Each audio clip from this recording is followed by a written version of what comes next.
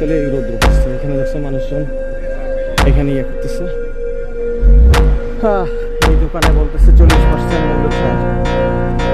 তো যাক, এই তোমাকে এখন দেখো ব্যায়াম করতেছে, এবার ব্যায়াম করবো।